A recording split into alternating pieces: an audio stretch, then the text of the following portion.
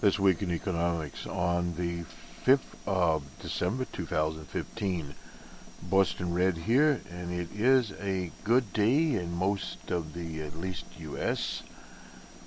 We have a number of items today. Beige books are out, the employment numbers are in, and a number of other things going on. A nice, as they say, statistical report that we have, and we'll get to it. This is our economics report at WBRN radio.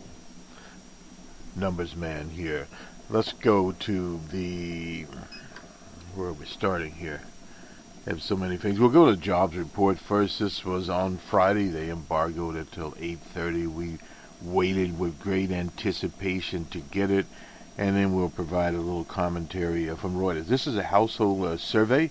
In November, the unemployment rate held at 5%, and the number of unemployed persons at 7.9 million was essentially unchanged over the past 12 months. The unemployment rate and number of unemployed persons was down 0.8% and 1.1 million respectively.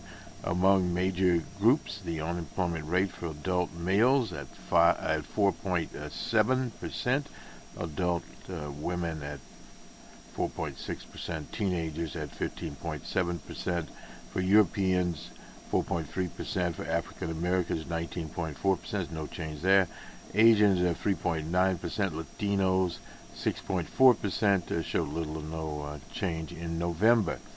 The number of long-term unemployed, those jobless for more than 27 months, that's what the feds basically count, was a little changed at 2.1 million in November, and has shown little movement since June. In November, those individuals accounted for 25.7% of the unemployed.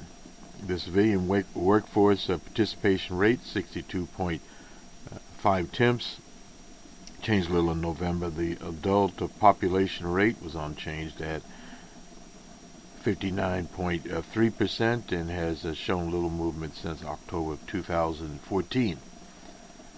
The number of persons employed part-time for economic reasons, sometimes referred to as involuntary part-time workers, and we'll refer to them here, increased by 319,000 to 6.1 million in November, following declines in September and October. These individuals who would have preferred full-time work but could not find it.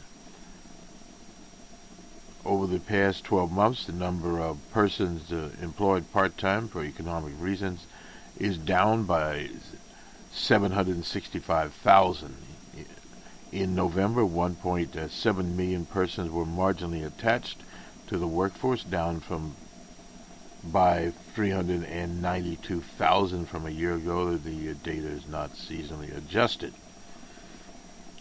These are people that have looked for jobs sometime in the past year, 12 months, and they're not counted as unemployed because they are not searching for work in the past 4 weeks.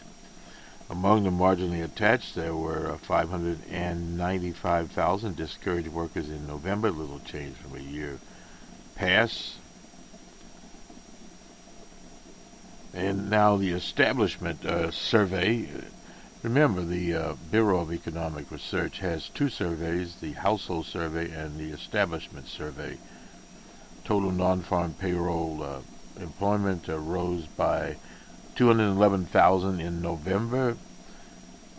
You need basically about 350,000 to keep up with people entering the job market and take some of the slack out of the job market. In line with this, the average is about 237,000 over 12 months. In November, job growth occurred in construction, professional and technical services, healthcare. Employment in mining and information declined over the month. Employment in construction rose by 46,000, not bad for November, with much of the increase occurring in residential specialty trade contractors. 26,000 over the past year. Construction employment has grown by 259,000. In November, professional and technical services added 28,000 jobs. Job gains occurred in accounting, bookkeeping services, 11,000 there. Employment in computer systems design related services continue to trend up, 5,000 there. Over the year, professional and technical services have added 298,000 jobs.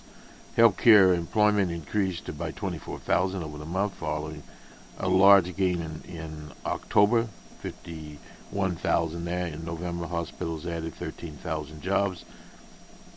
Healthcare employment has grown by 470,000 over the year. And some of the critics claim that the Affordable Care Act or Obamacare would kill healthcare employment. It is not. Employment in food services and drinking places continued to trend up in November, 32,000 there, and it has risen 374,000 over the year. Retail trade employment, and it is the holidays, continue to trend up in November, 31,000 there, and has increased 284,000 over the year. In November, job gains occurred in general merchandising stores, 12,000 there. Motor vehicles and parts dealers, 9,000 there. Over the past 12 months, these industries have added 85,000 jobs and 71,000 respectively. Employment in mining decreased by 11,000, with job losses concentrated in support activities. That's 7,000 down there, negative 7,000 since the recent peak in December of 2014. That includes the oil and gas industry. Information lost 12,000 jobs over the month, including within the industry. Employment in motion picture and recording decreased by 13,000. Show little change over the year. Employment in other major industries, including manufacturing, wholesale trade, transportation, warehousing, financial activities, and government, changed little over the month. The average work week for all workers on private non-farm was down 1/10 of an hour to 34.5 hours in November. Both manufacturing work week and factory overtime were unchanged in November at 40.7 hours and 3.2 hours respectively. The average worker for production and non-supervisory employees was unchanged at 33.7 hours there.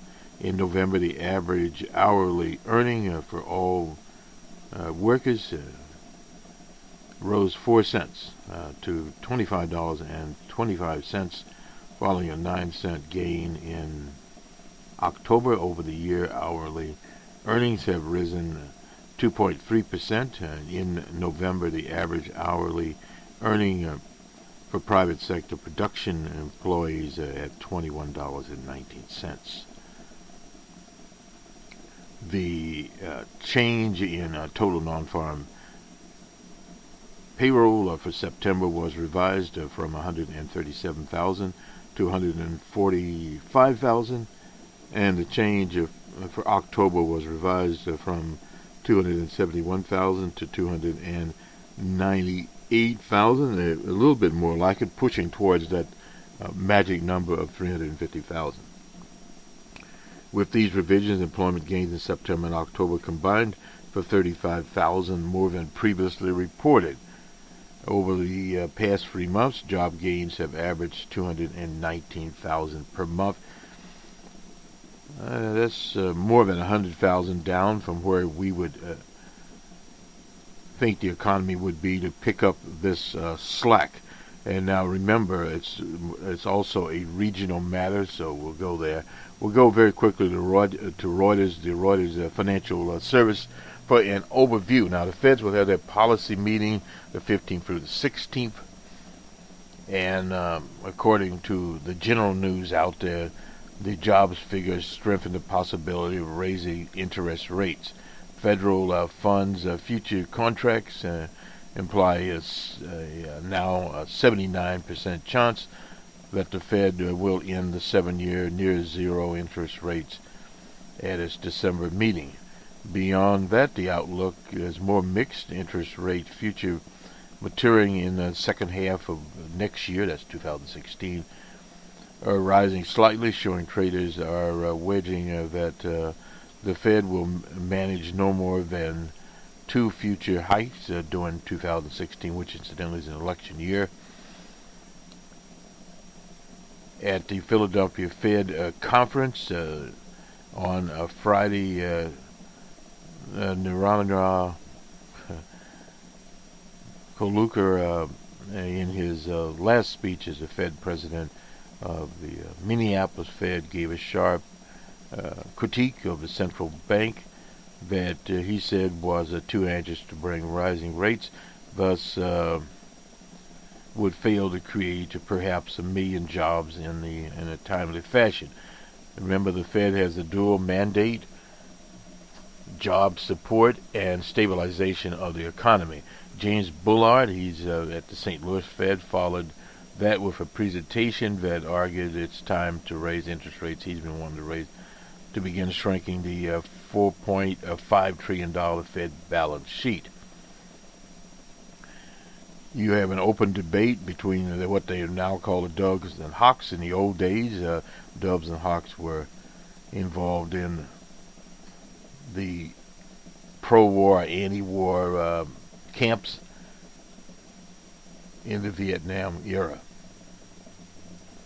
The Fed has appeared gun-shy by tightening financial policy twice already this year, in June and September. Its key rate has been 0 to 0.025% there, so in virtually nothing. And Wall Street's top bankers said, the Reuters poll, that they expect the central bank to maintain a slow pace with a medium forecast to the funds rate. This would be mid 2016, about 0.75% and 1.125% the end of the year, so a little over 1% there. Policymakers hold different views where the central bank's benchmark rate will be at the end of next year, from 0 to 3%.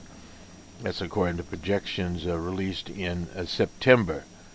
The medium outlook for quarter point, raises next year, while the view of a long-term normal level between 3 and 4%. Now, the long view will be the long view.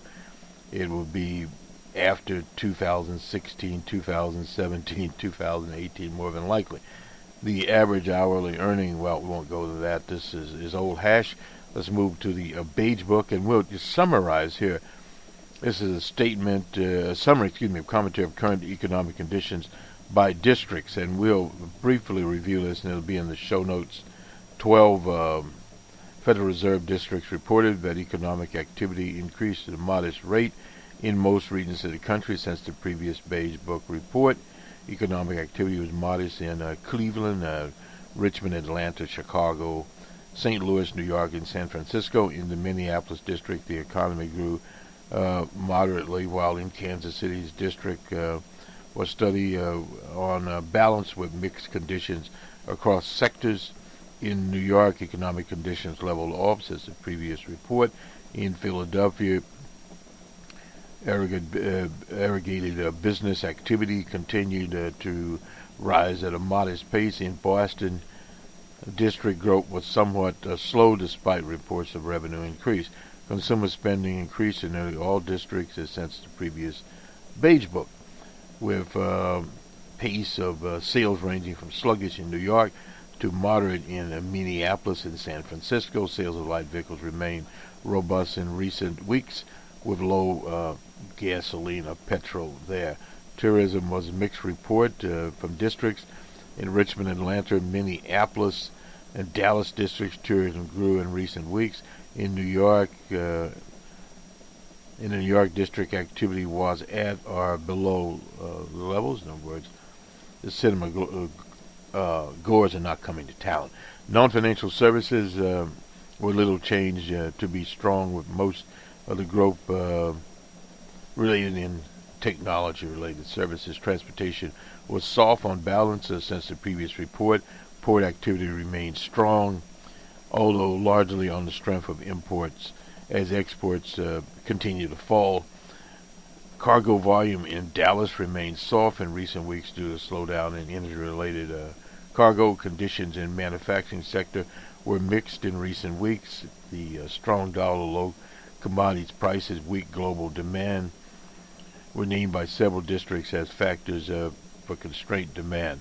And those districts: Boston, Richmond, Atlanta, Chicago, St. Louis, Dallas. Districts report improvements since the previous Beige Book, while New York, Philadelphia, Minneapolis district reported declines in manufacturing activity. The Boston, St. Louis, and Kansas City districts reported solid capital investment plans. Manufacturers in most districts look for slight improvement in business conditions in the next 6 months. That would be Q1, basically Q1 of 2016. On balance, the housing market improved at a modest pace since the previous Beige Book. Home prices increased modestly. Home sales rose in Boston, New York, Philadelphia, Cleveland, Richmond, Chicago, and Kansas City districts. Philadelphia described a slow growth market in which inventories were stable at low levels. Housing inventories continued to fall year over year in Boston, Cleveland, New York, and St. Louis. Residential construction grew at a modest pace since the last report in New York, Philadelphia, Cleveland, Atlanta, Chicago, St. Louis, and Kansas City districts reported growth in residential construction, while construction in Dallas and Minneapolis was flat. Commercial construction strengthened modestly in most districts. However, in Minneapolis district saw continual growth, particularly in cities where commercial permits increased. In contrast, New York, little change there. Commercial leasing activity grew at a modest pace in recent weeks. Activity in Boston and Cleveland, Dallas, and unchanged. It was at a modest pace, unchanged in New York. Let me fly through here. Loan demand, according to majority of districts, residential mortgage demand was stable on balance. Demand for home equity loans and credit lines arose in Richmond and Dallas districts. Commercial loan demand was reported to be generally strengthening in most districts. Credit quality was mostly stable. San Francisco noted an increase in the role of non-traditional lenders in the mortgage market, something we'll keep our eye on. Agriculture conditions varied in districts. Their rainfall helped avoid drought conditions in Atlanta and the Dallas district, while Richmond and St. Louis districts crops suffered from too much moisture. Energy activities declined mildly with limited gas exploration being undertaken.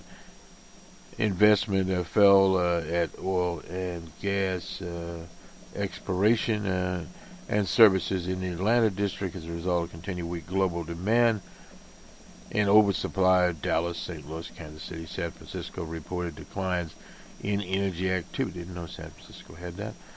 Labor markets continue to be tight and modestly on balance since the previous beige book. Atlanta, Kansas City, Dallas districts reported a slight pickup in hiring, while the remaining districts characterized their increase as modest to moderate. Many districts indicated that increased hiring was driven by temporary and entry-level positions that were being filled by staffing firms. Employees in several districts reported difficulty in finding skilled workers and general laborers. The construction industry, however, in Atlanta, Kansas City, and San Francisco, said difficulties were spreading to low-skilled and entry-level workers there. Most districts said that wage pressures increased only for skilled occupations and for workers that were in a short supply. Prices were generally steady. Input and finished goods were stable. For manufacturing, that's in most of the district, agricultural commodity prices were also lower. Some upward price pressures were reported in non-manufacturing firms from New York, Philadelphia, Richmond, Kansas City, and San Francisco. Consumer spending and tourism, imported in some of these districts, increased in nearly all districts. Atlanta reported that retail sales rose slightly. The pace of growth was modest in Philadelphia, Cleveland, Chicago, and St. Louis. Inventories were at comfortable levels. In Boston, demand remained strong for home-related items. Cleveland revenue increase were driven partly by gasoline and home furnishings. Spending in the New York district was described as generally sluggish. One of the few districts that sluggish in a number of these categories. Sales of light vehicles continued to rise since the last report. In Atlanta, Cleveland, automobile dealers reported increase in sales there. Reported in Chicago, continual strength there. And the Chicago district reported continual strong sales and said that leasing activity increased notably. In San Francisco, automobile sales were very strong, propelled by low sale prices, incentives, etc. Seen the incentives we saw during the Depression there. Amongst those districts reporting on tourism, it was mixed. Boston area travel remains strong, decreases in New York. Richmond and Atlanta indicated tourism increased robustly. Favorable weather in Minnesota was reported as a factor for sustained tourism. A factor of sustained tourism in the fall. National parks in Montana surpassed the all-time records for visitations there. Tourism in Kansas City continued to decline. Who'd want to visit Kansas City? You get me in trouble here. Non-financial activities range from flat to slightly stronger. In Boston, software and information technology firms cited mixed year-over-year revenue. In New York, reported that activity appeared to be level off. In Richmond, business generally reported no change there. The exception was the fast-growing telecommunications sector in St. Louis. Firms in warehousing and storage services, as well as healthcare and social assistance services, plan expansions. Courier services, these cities growing e-commerce as a need to drive that. And I skipped a little bit over there. I just wanted to grab another one of these cities here. Courier services, they're cited growing e-commerce as driving the need to expand. Very interesting there. In Minneapolis, where growth was said to be moderated to strong, professional firms related to healthcare and records management reported expansions. Professional and high-tech firms in Kansas City noted moderate increase in activities there. Technical service increased moderately in Dallas, particularly in accounting. Okay. In San Francisco, demand for cloud computing services, first time we saw this term pop up, and big data analytics drove sales of technical services higher, while demand for healthcare services also grew modestly. Transportation activity was soft on balance in most districts. Railroads in, which district are we dealing with here? Also reported significant year-over-year declines in total carloads. In the Cleveland district, transportation services generally contrasted since the last report there. That was Atlanta, I suppose. Yeah, where the rails anyway. When the rails go down, we could expect that. Cargo volume in the Dallas district remained soft due to slowdown, of course, in energy. Manufacturing conditions in manufacturing sector were mixed. Boston and St. Louis districts reported moderate growth, noting that overall conditions improved since the last time around. Manufacturing in Richmond, Atlanta, Dallas districts grew modestly, with reports that new orders and production levels increased. Chicago reported modest growth in the past 6 weeks. Cleveland, San Francisco, manufacturing activity was flat there. Food manufacturers located in Richmond noted improvement in recent weeks with increased new orders. In Chicago, the automobile industry continued to experience solid gains. Durable good production improved considerably for aircrafts, computers, electronic equipment products in Kansas City. Fabricated metals in, fabricated metal manufacturers and machinery producers reported strong growth in the Dallas area. Demand for high-tech manufacturing also picked up slightly in Boston, St. Louis. Kansas City also reported solid capital investment plans. The Cleveland district said the steel industry continues to be sluggish because of the strong dollar and, of course, competition from China. Minneapolis reported continual decline in demand for agriculture and mining, a big part of what you'd think of the Midwest. Real estate, construction, housing grew modestly on balance. Boston district market for condominiums was generally strong, with sales up year-over-year. Kansas City residential sales strengthened modestly, led by strong gains in Colorado. Residential real estate to continue to improve. Donald Trump would be happy for that. New York, Philadelphia, and Chicago districts. Atlanta real estate contracts indicated sales activity held steady since the last report. And the New York district, weakness was noted at the high end of the single-family market, particularly the high end of the New York co-op and condo business. Philadelphia describes slow growth, in which inventories were stable at lower levels. Dallas single-family housing activity declined. Housing inventory continued to fall year-over-year in Boston, Cleveland, and St. Louis. Residential construction grew modestly since the last report in Cleveland and Chicago. Modest growth in New York. Commercial construction was modest in most districts since the previous report. Minneapolis saw continual strong growth, but Boston, Chicago, St. Louis, and San Francisco reported modest construction there. Construction leasing activity grew at a modest pace.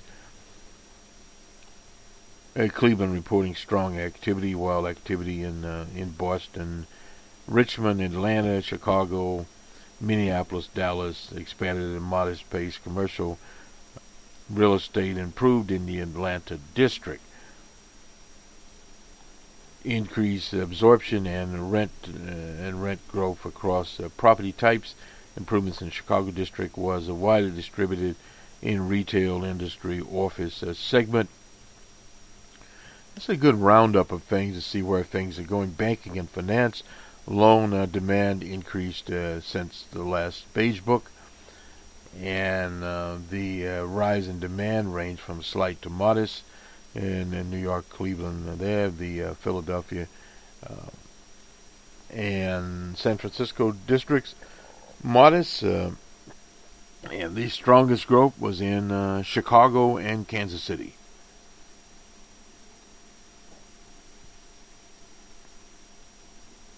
Reported modest. That was in St. Louis. I'm sorry. And credit quality was generally stable. New York, Philadelphia, San Francisco indicated strengthening credit quality as delinquency rates declined.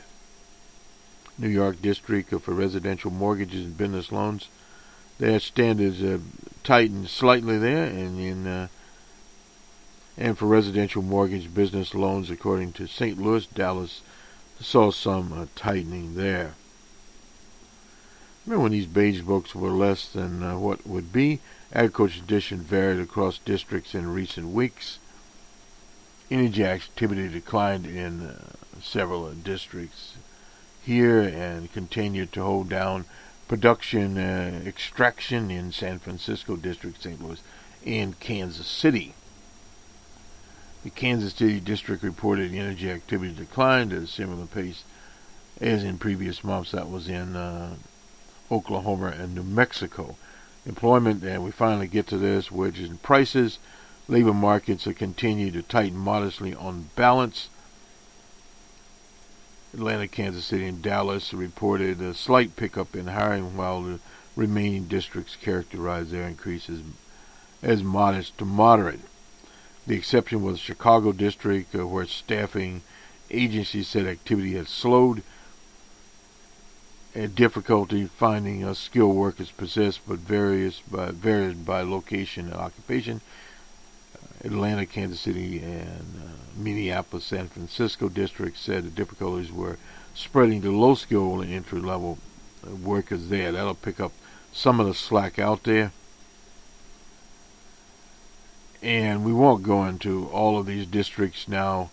The Boston district suggests that activity is expanding at a slower pace. And we'll link to this, otherwise we go for a very, very long time here. The beige book. And let's now go to the BBC. BBC has a big headline up here, added 211,000 in job growth. Let's go back here and hit the headlines here. Porsche is going to build an electric sports car. Zuckerberg and his millions there. China pledges $60 billion to Africa. Will Volkswagen sales fell 20% in the UK. Samsung to make $548 million patent payment. Let's get the African news here, and we'll do one more of these. And big push in the African countries. We've been reporting on it. President Z said the package would include zero interest rates, as well as scholarships and training for thousands of Africans, and that's $60 billion dollars, and that would be 40 billion pounds. He was with Jacob Zuma, who is the president of South Africa, at the welcomed Africa and China's deepening partnership. Has become the largest trade partner for various African countries, is one of China's major import sources and the fourth largest investment designation. China announced grants, loans, development funds are widely anticipated, although the figures exceed expectation. Much of the assistance likely to be focused on infrastructure projects. The Chinese have been building rails in Africa for a very long time, in Tanzania and other places. President Zuma said that China and the African continent each make up a third of the world's population, bringing the possibility of new markets there. And despite a major slowdown at home, which has been seen, China demand for African exports plummet, a vital source of foreign exchange there, no doubt. The two-day forum on China-African cooperation called FOCAC is the second time China has brought together with African leaders since the forum was launched in Beijing. We have a new program, incidentally, return, I should say, of a program called Be Our Own World. Our international component will be returning, and we'll be covering this. So we have a partnership with the African News Organization, and they filter much of the news from various places. According to the official Xinhuang News Service, the assistance over 3 years will focus in 10 areas: industrialization, modernization of agriculture, financial services, green development, and peace and security. President Xi was in his seventh visit to the continent and second as the president of China. The late Nelson Mandela once said, "We stand in the dawn of an African century, a century where Africa will take its rightful place among the nations of the world." I couldn't agree more with that statement. I am convinced that African countries and the people are embracing a new era that is truly theirs. That's from the Chinese President Xi. Now we'll do we got to do Zuckerberg's. Here's not much. This is a story of defending his philanthropic plans there. Mr. Zuckerberg moves on. He will give away 99% of his stake. That's worth $45 billion, or 30 billion euros. Rather than set up a simple charity, Zuckerberg formed a limited liability corporation to administer the money. An LLC brings certain tax exemptions, but also allows investment for profit. Critics have said the structure of the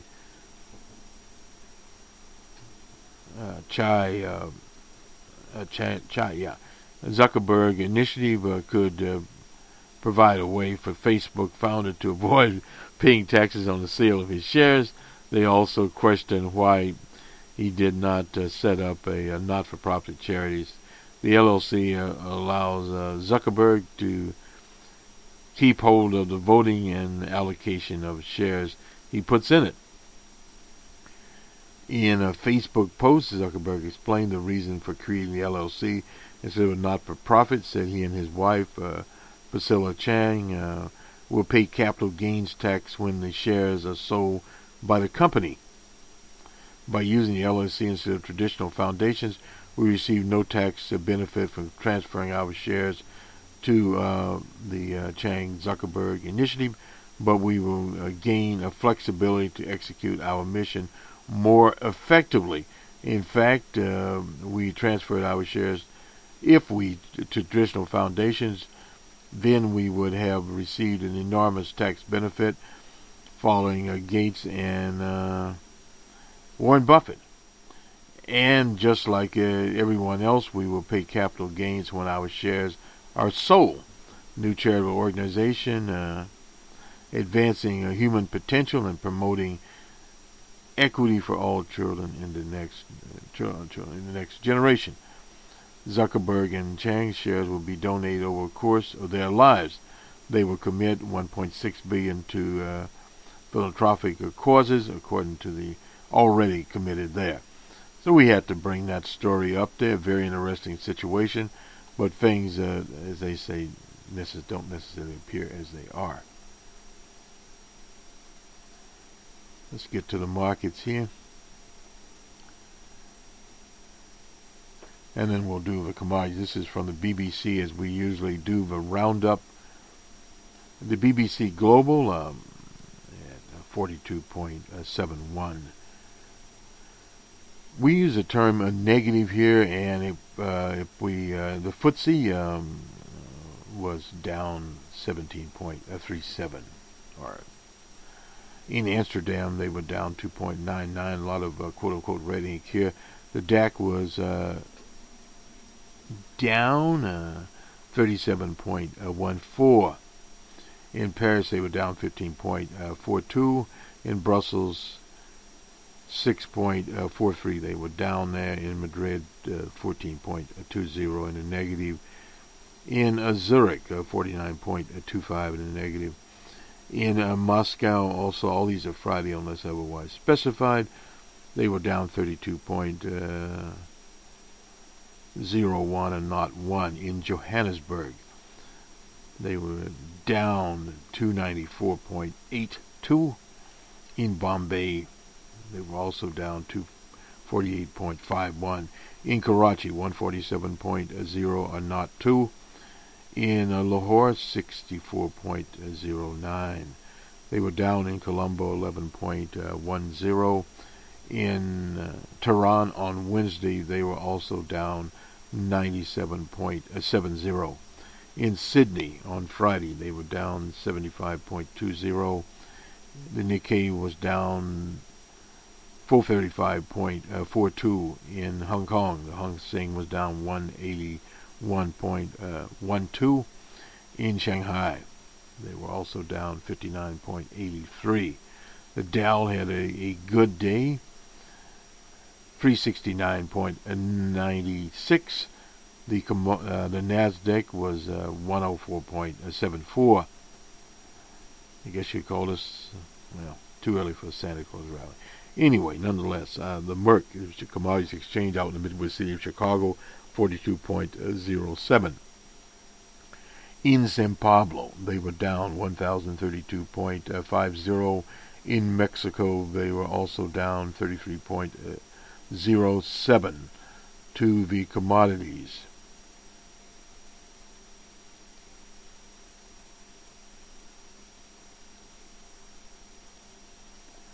Brent crude futures were down 67 cents on Friday at $43.17.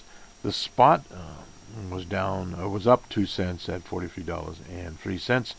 West Texas crude down 96 cents at $40.12. T-Boone Pickens still jumping for joy. He remembers $15 bail oil, which was in the 70s. But if you look at in terms of dollar value, almost about the same. Cocoa futures were up $4 here. Gold on the Forex, that's the ICE futures, U.S. The Forex, gold was up $12.40, $1,063. Don't have anything from Dubai. We won't even bother with silver. We'll go to the Euronext Life futures. And cocoa was up $1 there. Corn was up 50 cents. Robusta coffee was down $2. The Bloomberg Commodities Index, 81.70, was up 0.40, or 0.5% for the Bloomberg Commodities Index. This will do it for us, for those in business. Have a productive week for the consumer. Obviously, you've kept your eyes on the ball. One other note here with the Fed's outlook, still inflation is not it. Basically, deflation, where prices are falling. The petrol prices, oil prices, they are pretty much down. There's obviously some manipulation out there in some prices. I was noticing the old food basket, we were looking at it there. The turkeys were, I think, 99 cents or $1. They are now up about 79 cents. And so in other words, we see a little bit of inflation there in the old basket survey. Many things have been up. They use it effectively as a loss leader for Turkey Day, I'm assuming. And now it is up in some of the other staples there, vegetables term to hold there. We'll bring this in. It has nothing to do with macroeconomics, but in interest, we have to have a few little caveats here along with the beige book. This will do it for us. Good day, as old Paul Harvey used to say.